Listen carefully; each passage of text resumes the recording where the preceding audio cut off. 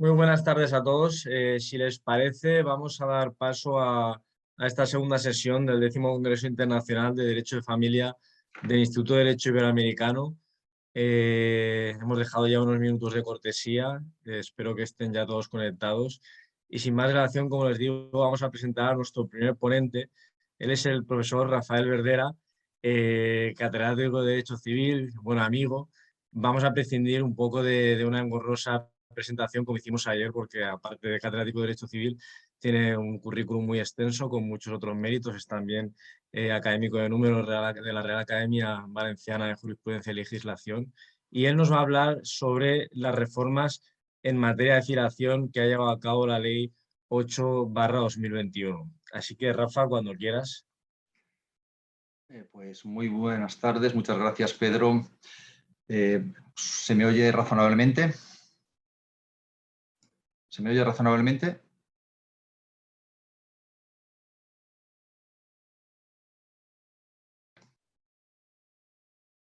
¿Se me oye ahora?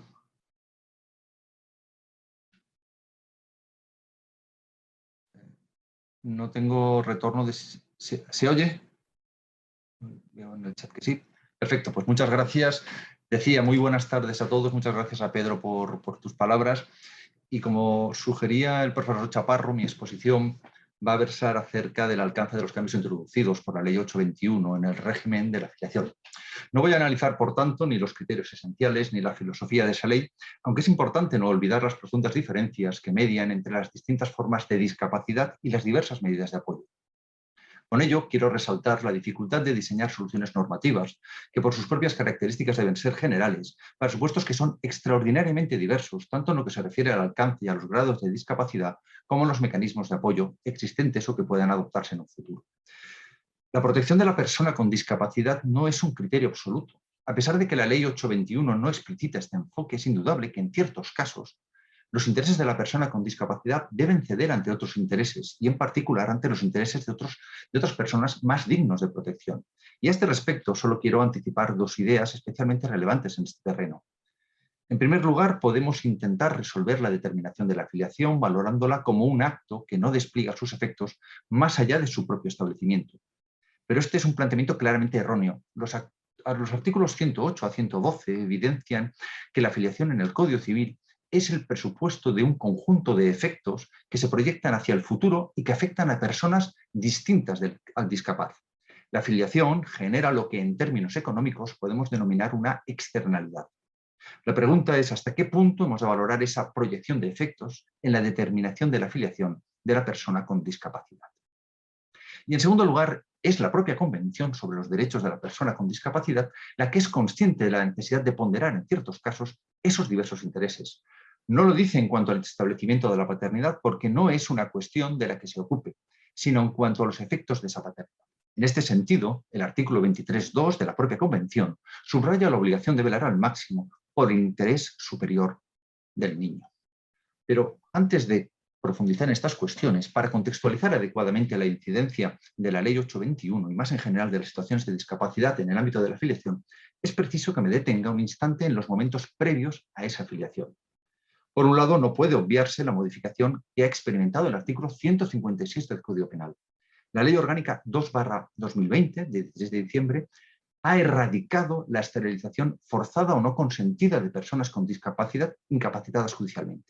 De tal manera que hoy las personas con discapacidad no pueden ser esterilizadas salvo que sean ellas mismas quienes lo consientan y siempre que tengan aptitud para prestar ese consentimiento. Surge además un aspecto adicional que debe ser mencionado, aunque no pueda ser desarrollado aquí con la extensión que merece. ¿Cómo debe articularse la posibilidad de interrupción voluntaria del embarazo cuando la gestante es persona con discapacidad? Sí, la Ley Orgánica 2/2010 de salud sexual y reproductiva y de la interrupción voluntaria del embarazo prohíbe cualquier discriminación en el acceso a las prestaciones y servicios previstos en esa ley basados en la discapacidad. Y el artículo 16.5 pone el acento en la información que debe suministrarse en especial a personas con discapacidad. Pero la concreción es muy escasa. No es una situación que requiere algo más que unos matices en la forma de proporcionar la información. Tampoco el artículo 9 de la Ley 41/2002 de autonomía del paciente nos proporciona una solución clara y es absolutamente criticable su falta de adaptación a la filosofía de la Ley 8/21. Esto por lo que respecta a la persona con discapacidad como padre o como madre. Pero por otro lado, y por lo que respecta a las personas con discapacidad como nacidos, ¿hay algún extremo que merezca ser puesto de manifiesto? En mi opinión, y aunque pueda ser políticamente incorrecto, es necesario valorar la coherencia de un sistema que, como acabo de mencionar, elimina trabas para que una persona con discapacidad pueda ser padre, pero a la vez, excepcionalmente, considera que cuando existe un riesgo de graves anomalías en el feto, se debe ampliar hasta las 22 semanas de gestación la posibilidad de interrumpir el embarazo por causas médicas. Se trata, como es conocido, del denominado aborto eugenésico. La cuestión es tanto más significativa cuanto que si las presiones de los colectivos de las personas con discapacidad han sido decisivas para la promulgación de la Ley 8/21, esas mismas sugerencias han sido reiteradamente desoídas cuando se ha planteado la modificación de la Ley Orgánica 2/2010 por su incompatibilidad con la Convención sobre los Derechos de las Personas con Discapacidad. Centrémonos ahora en la determinación de la filiación conforme al Código Civil y comencemos por la determinación extrajudicial. Dos son las formas típicas y básicas de determinar la paternidad. Cuando se trata de filiación matrimonial, la presunción de paternidad marital y el reconocimiento de paternidad cuando se trata de filiación no matrimonial. Aparentemente, la Ley 821 no ha introducido ninguna modificación de nota en los artículos 116 y siguientes, por lo que cabe pensar que no tiene incidencia alguna. Sin embargo, pese a esta primera impresión, conviene reparar en un factor indirecto que deriva de la situación de las personas con discapacidad a la hora de contraer matrimonio. En efecto, si el artículo 56 del Código Civil fue modificado en 2017 para acoger una redacción de la norma que favoreciera la celebración del matrimonio de las personas con discapacidad, lo cierto es que por esta vía podemos encontrarnos con más situaciones en las que se produce una determinación de paternidad matrimonial de personas con discapacidad. Y obsérvese que el artículo 56.2 atiende a la aptitud para prestar el consentimiento matrimonial sin que puedan valorarse otros factores atinentes, como es lógico, a la paternidad. Lo más interesante se plantea respecto del reconocimiento de la paternidad no matrimonial. La Ley 821 ha introducido modificaciones de cierto calado en el régimen de reconocimiento que presentan una característica común que se detecta también en buena parte de las modificaciones de esa ley. Hay un intento deliberado por romper el paralelismo normativo entre el régimen de los menores y de las personas con discapacidad. Constatado este fenómeno, que se vincula a la filosofía de la ley y que no me corresponde analizar, ¿cuál es el alcance de las modificaciones introducidas? Veámoslas caso por caso. Cuando quien reconoce es persona con discapacidad, el artículo 121 ha experimentado una modificación de cierta entidad. Antes de la Ley 821, ese reconocimiento debía ser siempre aprobado judicialmente con audiencia del Ministerio Fiscal y así se mantiene para los menores no emancipados. Después de la Ley 821, el régimen cambia y hay que diferenciar. Si al reconocedor se le han establecido medidas de apoyo en la resolución judicial o en la escritura pública, habrá que estar a lo que se disponga en esa resolución o bien en esa escritura. Es el mismo criterio que también prevé el modificado artículo 44.7 de la Ley del Registro Civil. Dependerá, por tanto, de cada caso. Y ello puede significar tanto que el reconocedor discapaz pueda actuar por sí solo, como que no pueda actuar por sí, pero que tampoco pueda ser sustituido. Si, por el contrario, en la resolución judicial nada se ha previsto y no hay medidas voluntarias de apoyo, la solución del artículo 121 en su párrafo segundo es ciertamente llamativa. Dice el precepto que se instruirá la correspondiente revisión de las medidas de apoyo judicialmente adoptadas para completarlas a este fin. ¿Por qué digo que es una solución llamativa? Porque por un lado supone el admitir que no siempre las resoluciones judiciales podrán enumerar, como es lógico, toda la amplísima gama de actos que puede llegar a realizar la persona con discapacidad. De hecho, en la práctica, las últimas resoluciones que se han ocupado de esta cuestión en la esfera personal se limitan a valorar el ingreso en centros especializados y el tratamiento médico. Y por otro lado, porque aunque se prevea una revisión periódica y casi ordinaria de las medidas de apoyo, esta solución de revisar las medidas judiciales no se contempla en ningún otro caso como una reacción a una previa y manifiesta omisión. A la vista de la filosofía que impregna la Ley 821 y del tipo de acto que supone el reconocimiento de paternidad, que siempre ha sido calificado de personalismo, yo entiendo que no se admitirá que el reconocimiento sea otorgado exclusivamente por el jurador, ni siquiera en el caso excepcional que ostente facultades representativas, y tampoco, aunque el jurador contara con una autorización judicial. Si ya no se admitía en el antiguo artículo 121, menos sentido tiene en la actualidad. También me parece muy dudoso que a través de la resolución judicial o de la escritura pública se permita una sustitución por la decisión judicial. Sí parece, en cambio, posible que a la voluntad del reconocedor, que sea persona con discapacidad, se le sume la exigencia de aprobación judicial. pero esta previsión deberá establecerse específicamente. ¿Cuál es, por tanto, la conclusión? La conclusión es que la Ley 821, al excluir con carácter general la posibilidad de aprobación judicial del reconocimiento otorgado por persona con discapacidad, reduce la posibilidad de una determinación extrajudicial y abocará frecuentemente a una determinación judicial. Este era el primer caso. El segundo caso, cuando la persona con discapacidad no es el reconocedor, sino que es el reconocido. Aquí son dos los preceptos afectados. Por un lado, en el artículo 124 se ha eliminado la referencia a que el reconocido sea un incapaz y solo se alude ahora a que el reconocido sea un menor de edad. Y por otro lado, se ha incorporado un segundo párrafo al artículo 123 que hasta ahora solo se ocupaba del reconocimiento del hijo mayor de edad. Y dice ahora este artículo 123, el consentimiento para la eficacia del reconocimiento de la persona mayor de edad con discapacidad se prestará por esta, de manera expresa o tácita, con los apoyos que requiera para ello. En caso de que exista resolución judicial o escritura pública que haya establecido medidas de apoyo, se estará a lo allí dispuesto. Unos brevísimos comentarios merece esta norma. Se alude al consentimiento expreso o tácito de la persona con discapacidad, en paralelo a la posibilidad que se prevé respecto a quien no sufre discapacidad alguna. Alguna duda podrá suscitarse en la práctica en cuanto a ese consentimiento tácito que antes no cabía respecto del denominado incapaz. Pero lo más significativo es que en esta hipótesis el criterio primordial es que el consentimiento sea prestado por la persona con discapacidad, en su caso con los apoyos que requiere. Es obvio que, como también dice el artículo 123, habrá que atender a lo establecido en cuanto a las medidas de apoyo en la propia resolución o en la escritura pública. Y el tercer caso, que supone una modificación en el ámbito del reconocimiento, es aquel en que los progenitores del reconocido fueren hermanos o consanguíneos en línea recta. Porque en tal caso, la determinación legal de la segunda filiación mediante reconocimiento pone de manifiesto una filiación incestuosa. Aunque el Código Civil emplea una alambicada perífrasis en el artículo 125, no hay duda alguna de que se está refiriendo a la posibilidad de una filiación incestuosa. En este punto, la Ley 821 ha operado con relativa simplicidad. Ha eliminado de un plumazo del artículo 125 las referencias al incapaz y solo las ha mantenido respecto del menor. De este modo, solo cuando el reconocimiento que pone al descubierto una filiación incestuosa se refiere a un menor, se activará la previsión del artículo 125, consistente básicamente en la previa autorización judicial con audiencia del Ministerio Fiscal. ¿Y qué sucede si el reconocimiento de la filiación incestuosa se refiere a una persona mayor de edad pero con discapacidad? En tal caso, no se aplican las previsiones del artículo 125 y se deberá recurrir a las reglas generales. Bastará que concurra el consentimiento que prevé el artículo 123, párrafo segundo, para que el reconocimiento sea eficaz. Obviamente, si el reconocido es menor de edad con discapacidad y se pone manifiesto una filiación incestuosa, entonces sí se aplican las previsiones del artículo 125. Prevalece, a mi juicio, la condición de menor frente a la de persona con discapacidad.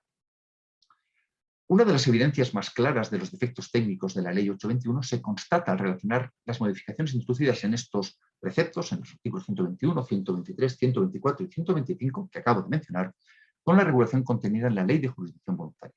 Es cierto que en la Ley de Jurisdicción Voluntaria se alude a los ajustes para personas con discapacidad y se ha introducido un expediente de provisión de medidas judiciales de apoyo a personas con discapacidad. Pero también lo es que en otros aspectos la modificación ha sido notoriamente superficial. Se ha hecho una reforma, si se me permite la expresión, mediante el método de buscar y reemplazar. Si la expresión les parece dura, acudan a la Ley 821, que más neutramente habla de sustitución de términos. Puede reprochárseme que esta técnica no tiene por qué ser inconveniente, y yo podría compartir ese reproche si la modificación del Código Civil no hubiera significado un régimen distinto al tomado en consideración por la Ley de Jurisdicción Voluntaria. ¿Qué ha sucedido? Pues muy sencillo. El legislador pensaba que en el ámbito de la filiación bastaba con modificar la Ley de Jurisdicción Voluntaria mediante esa aséptica sustitución de términos, y no ha tenido en cuenta que la Ley 821 ha cambiado aspectos sustanciales que han repercutido en la Ley de Jurisdicción Voluntaria. Mencionar solo un ejemplo. Los artículos 23.2 y 26.2 de la Ley de Jurisdicción Voluntaria siguen hablando de la autorización judicial para el otorgamiento de reconocimiento de filiación matrimonial de la persona con discapacidad con medidas de apoyo para el ejercicio de su capacidad en caso de filiación incestuosa. Pero ello significa olvidar de forma clamorosa que ese supuesto ya no existe, que el artículo 125 ha suprimido ese supuesto.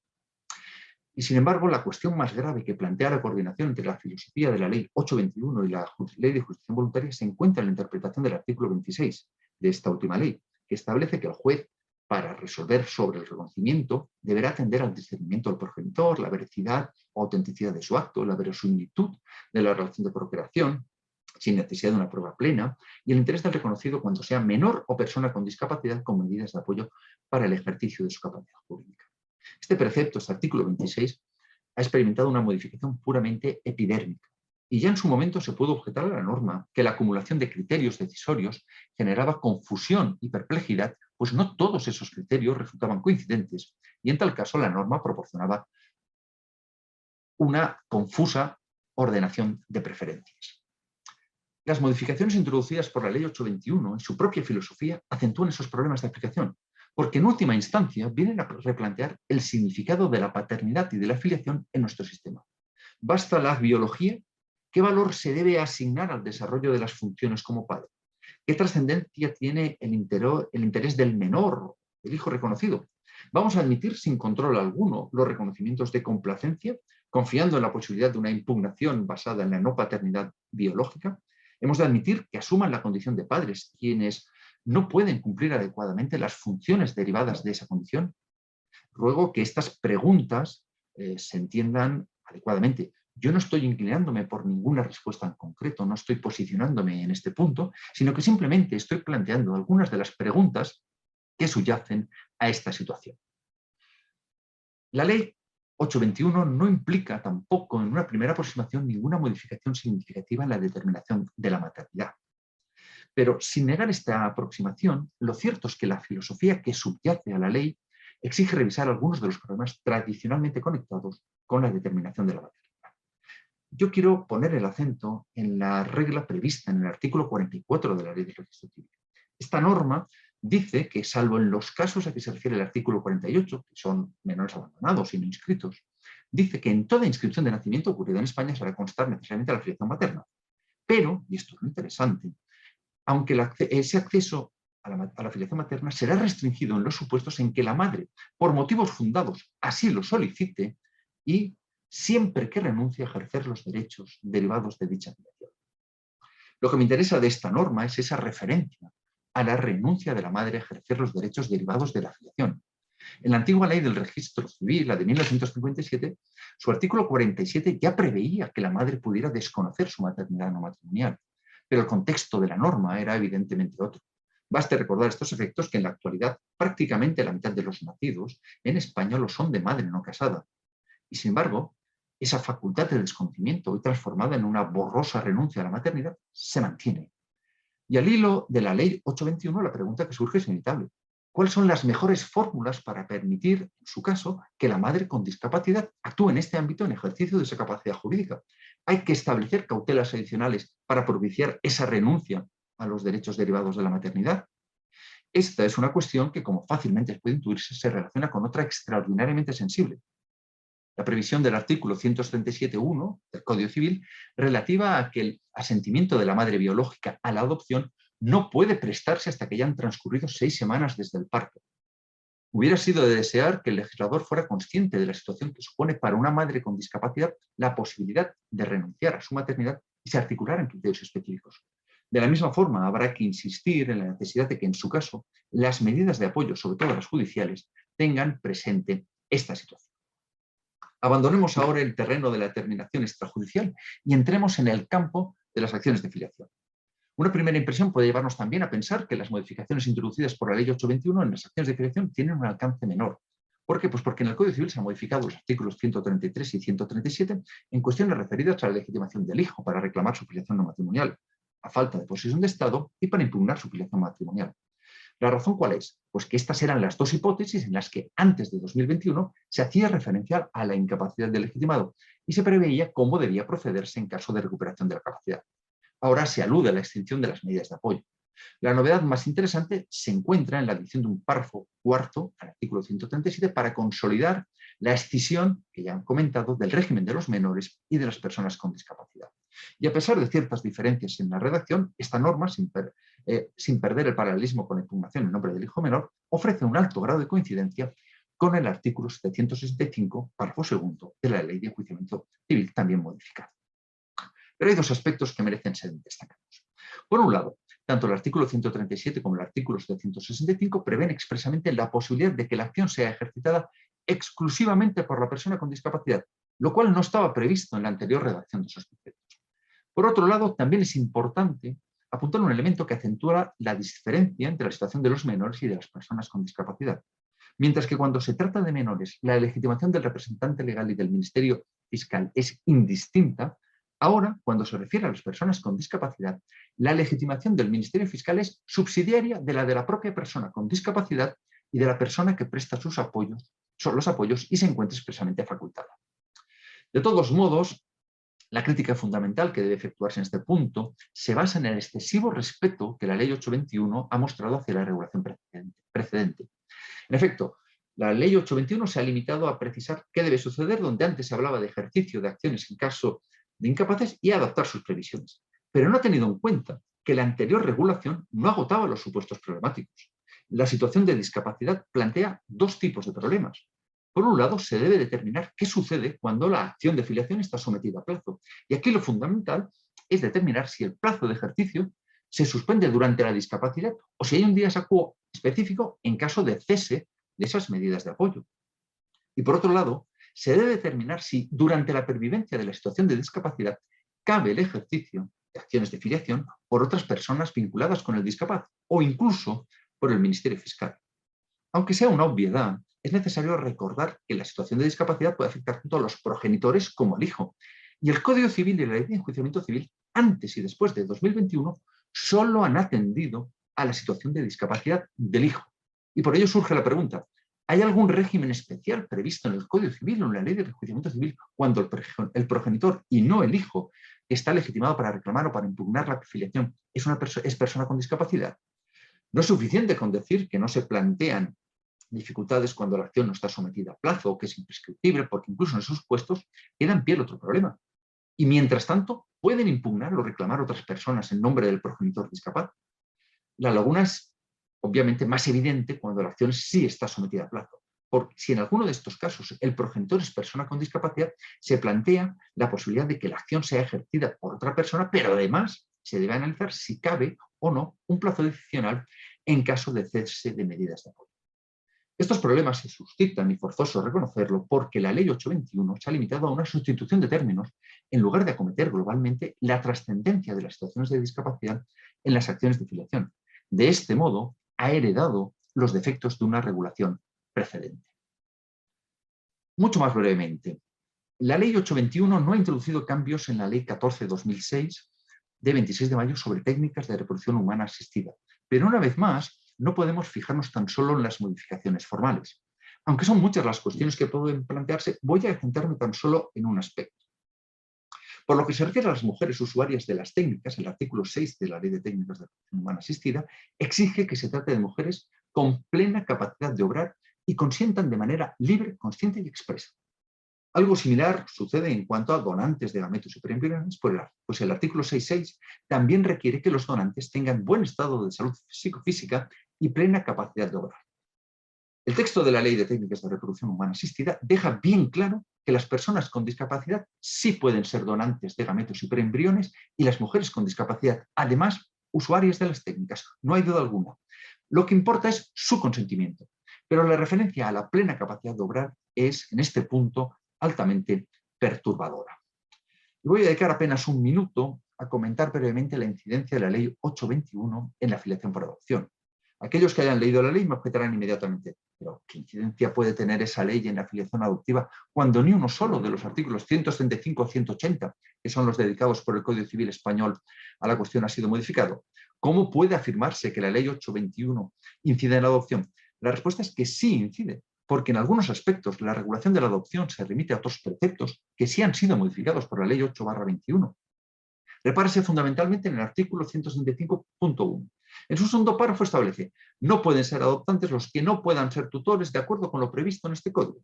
Ahora que ha desaparecido la tutela de los incapacitados, el Código Civil solo habla de tutela de los menores. Y para ese supuesto, el actual artículo 211 admite que podrán ser tutores todas las personas físicas que a juicio de la autoridad judicial cumplan las condiciones de aptitud suficientes para el adecuado desempeño de su función.